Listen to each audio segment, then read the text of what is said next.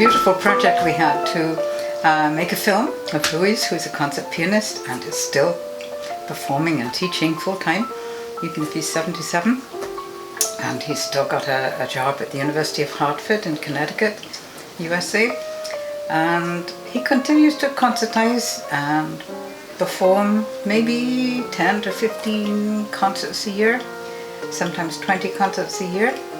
And this is remarkable with his Parkinson's, because a lot of people with Parkinson's give up hope.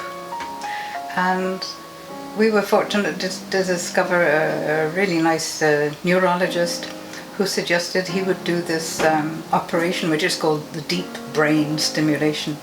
And they are able to do 2 operations, one on each side of the brain, followed with another operation to put the monitor here. And this stimulation manages to give the person still a lot of information on how to move that was beginning to be really rather difficult for him to move normally. And so this has been a wonderful, wonderful experience for us to live through. I'm Michael Porfar. I'm a DBS specialist neurologist at NYU Langone Medical Center.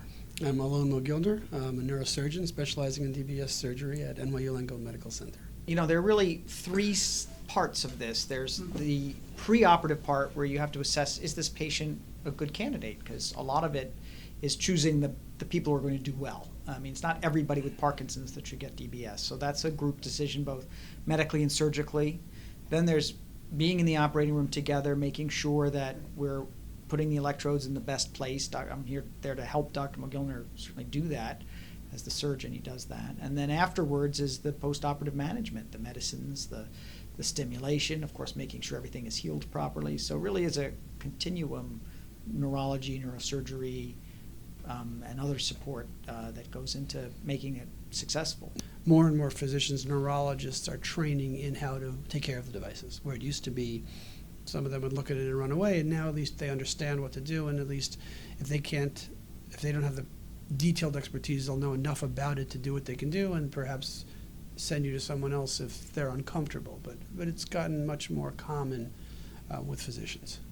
It's very good at what we call the main motor features of Parkinson's. Very effective at improving tremor, at the rigidity, that sort of rigid stiffness that a lot of Parkinson patients have, and at the slowness, and also what we call motor fluctuations. So commonly in the beginning, as you may remember, you take your medicine, it works very reliably until the next dose.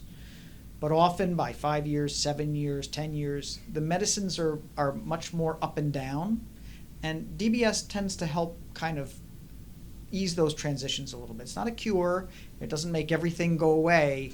But it's very good at reproducing a patient's best response to the medicine, but for longer periods of time. So it's a quality of life surgery.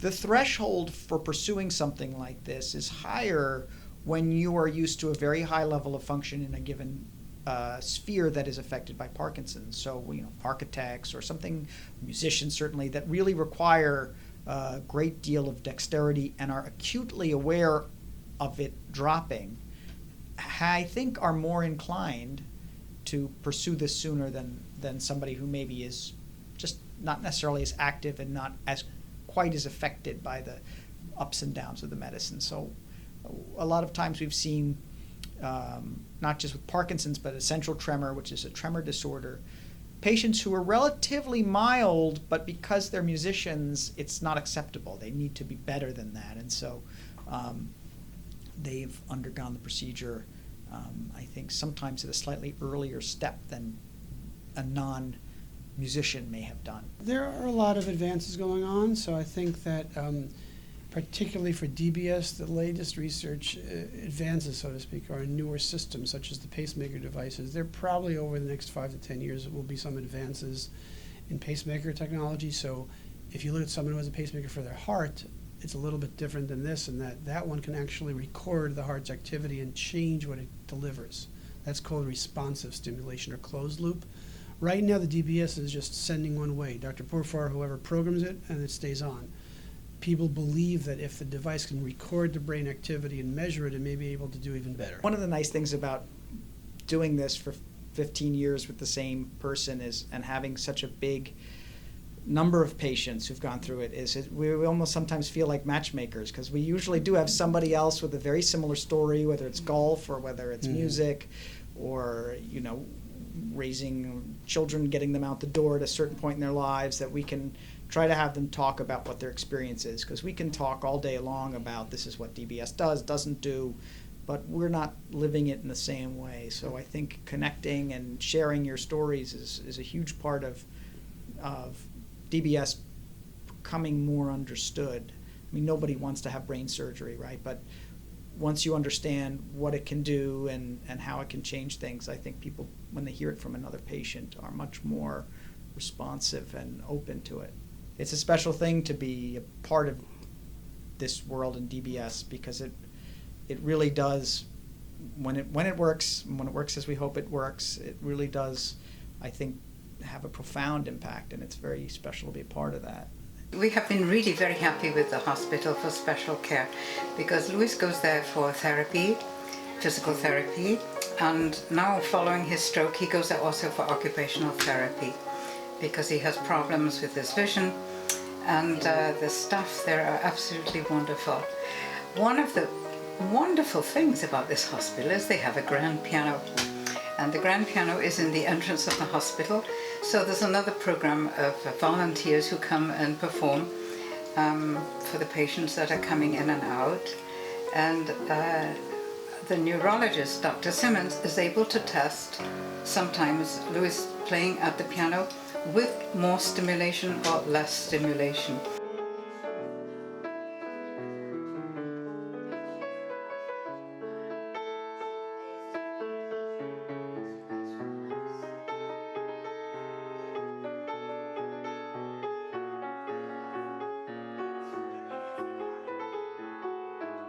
I'll turn the stimulator back on now. Can you do the opening and closing of your hands? All the way open, all the way closed. And fast. And tap the fingers. And open and close the right hand again for me. So the movements are much fuller. But, how does it affect your playing?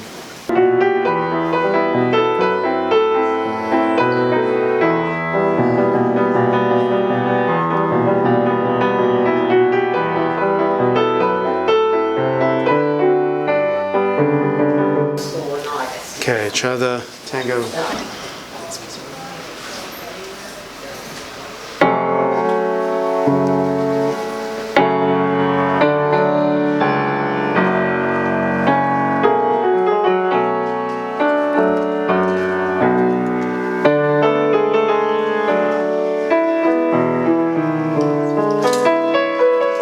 I'm Adam Simmons. I'm a movement disorders specialist.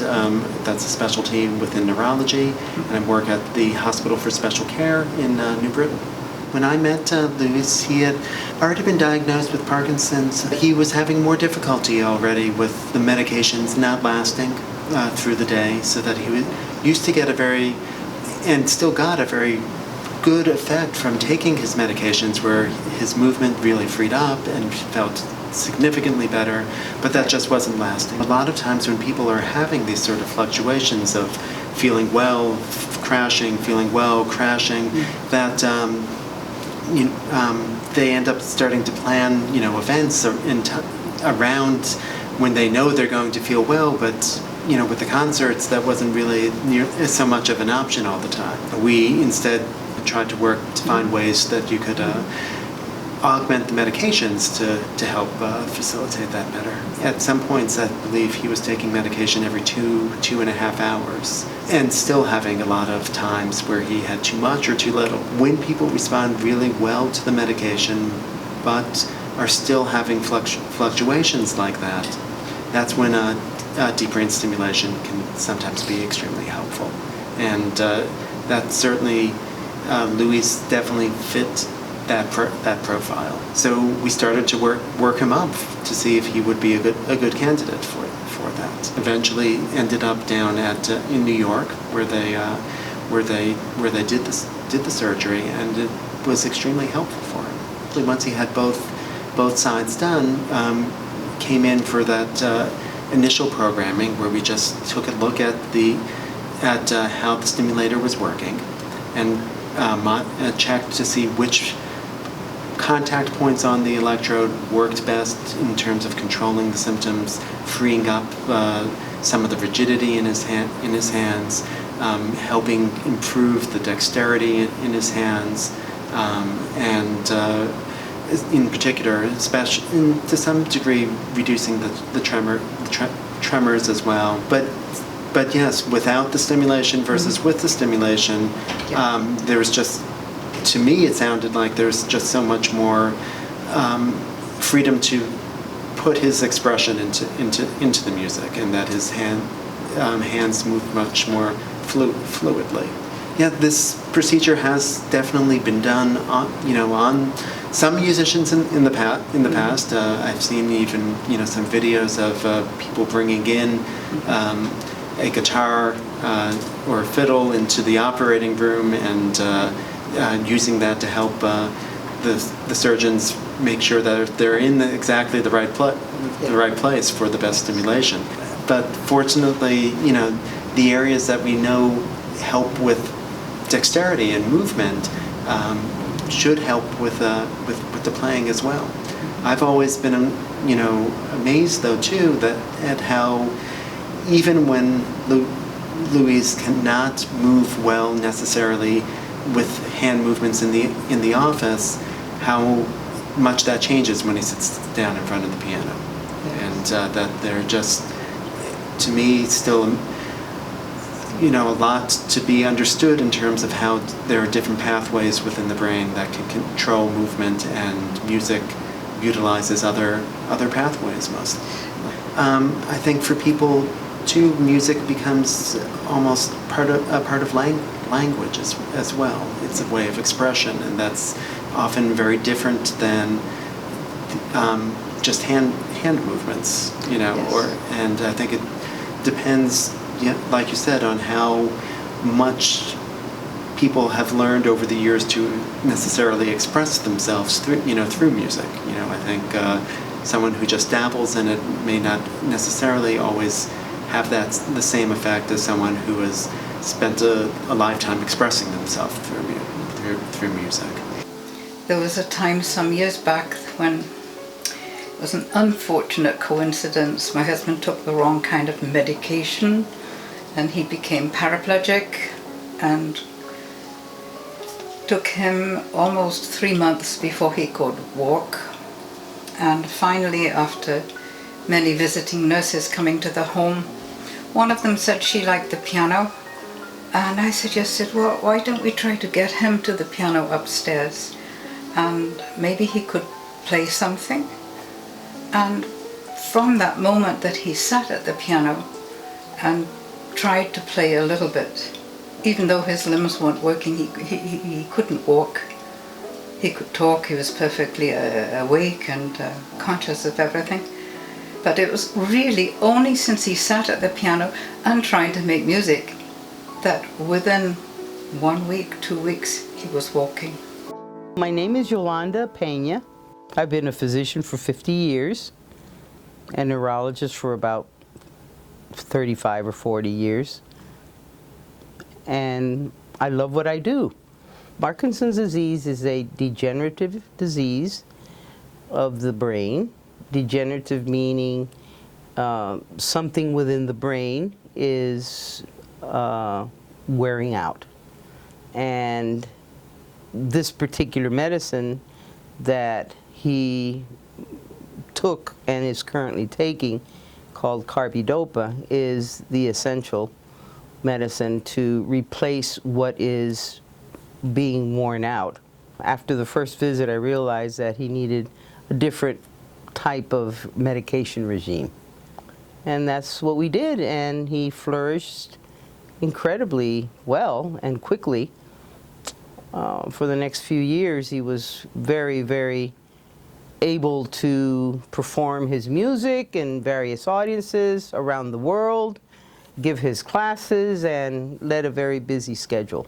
Characteristics of this disease are slowing, called bradykinesia, rigidity, and some people have a resting tremor of one extremity, of one arm or the other. It's pretty obvious that these medicines that we're giving the patient, replacing the substances that are being depleted in the brain, are essential for those normal movements that we have. And usually the person can function pretty well with this medicine. I attended a couple of his concerts, and there was not a possibility that anybody in that concert hall or in the audience would know that he had Parkinson's disease the way he walked to the piano and performed his pieces without a hitch from beginning to end. I'm happy that I was able to provide that quality of life, which to me as a physician is the most important issue. I mean, I can't cure anybody, but I can treat them, and hopefully their quality of life is better because of that. That's really our mission as physicians, is to improve the quality of life. When I attended your performances, nobody else knew what I knew. And it was always quite astounding, remarkable, astonishing to see you go up and down that keyboard knowing that this medicine was the only thing that was keeping you flying up and down that keyboard. I don't know that anybody can explain that. Those fingers obviously haven't been affected. Your extremities might, but not the fingers somehow, and certainly not the brain, because you still have that miraculously clear memory for every piece of music known to man, and yet you're able to execute them beautifully. It was important for me to make sure that you performed your art in the best skillful way that you were able to do so. Well, this playing of Luiz, lots of people have remarked on it, because I think in many ways he feels closest to Liszt, the composer, than maybe to any other composer. And at the Liszt Festival, when he played the Consolations, which they're so peaceful, they're so calm, so gentle, there was this standing ovation after playing something not flashy, it was amazing. It was such a special moment. And then again, there was another moment that we had that was really very special in Portugal, where he goes every summer to teach, and has taught there for many, many years. We were there with a great Viennese pianist, Paul Badarascoda, again one of the greatest names in music. And Paul wrote something afterwards, after he heard Luiz play. He says, "I have known and admired Luiz de Maura Castro for many years, but last night was an absolutely high point." And he says, after some excellent playing of Mozart and Beethoven came Liszt. In 60 years, I've never heard such Liszt playing. Under Luiz's hands, the piano sometimes became a voice, an orchestra, or an organ. I think what makes me a good teacher is that I have a solid basis on physiology and anatomy. My father was a wonderful medical doctor, and he expected me to become a doctor, what never happened. But anyhow, I did many visiting with him, and I learned quite a lot.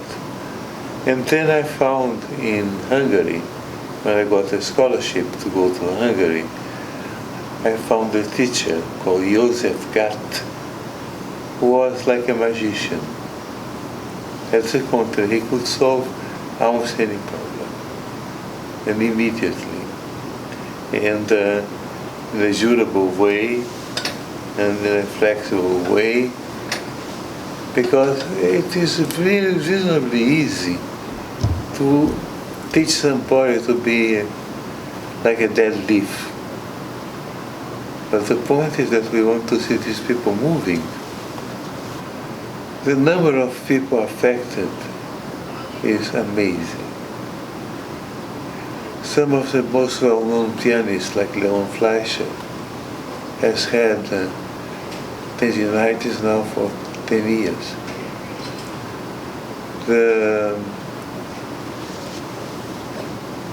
It's a pity because there are not many guys. There is nobody that I know with a double training. And that's why I want to, as much as I can, to encourage this, because I think the future of the cure comes from the interaction. Because it's one of the most complicated things that exist is the neural system. It's so diversified and so varied. Because then what is the beauty about it is that your awareness of this and your wish of investigation of this area leads you in finding new coordination, a new thing. Then you have better artists. So I really wish Dr. Simmons all the best in this to having accepted this enormous charge that I'm trying to give to him, because he is unique and interested in this subject. People prefer quick solutions. That's not a quick solution. As you know, Dr. Simmons, I'm quite sure, to change lifetime habits and conditioned reflex is very hard.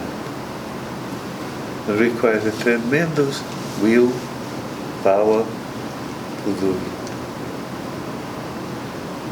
But the result sometimes are quite spectacular. I will permit myself to be less modest at this moment. I'm going to talk about one of my students. What helped her, so that she was very athletic. She went into horse rides in Ireland. She went in a boat everywhere, and etc. At the age of 70, she made her debut with the Boston Symphony.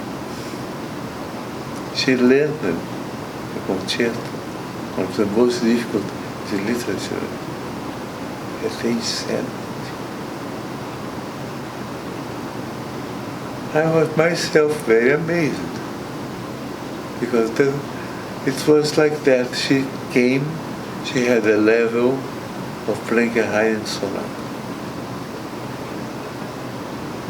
I saw that she had good taste and a good ear, and I decided to push her.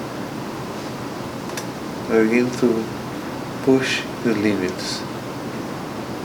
And after a while, she was playing big Schubert sonata, she was playing Beethoven last sonata, she had some of the most complicated. So it is possible at old age still to learn, if you're healthy. That's why we are so grateful to Dr. Because he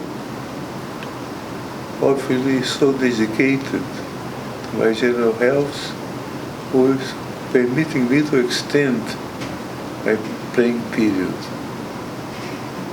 Music is maybe the best therapy of all.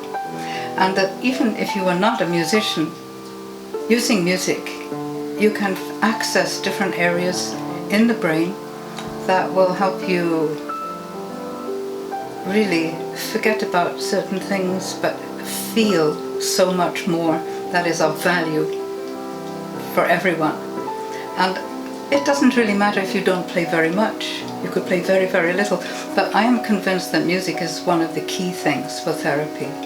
And so we are very grateful for all the help Luiz has received.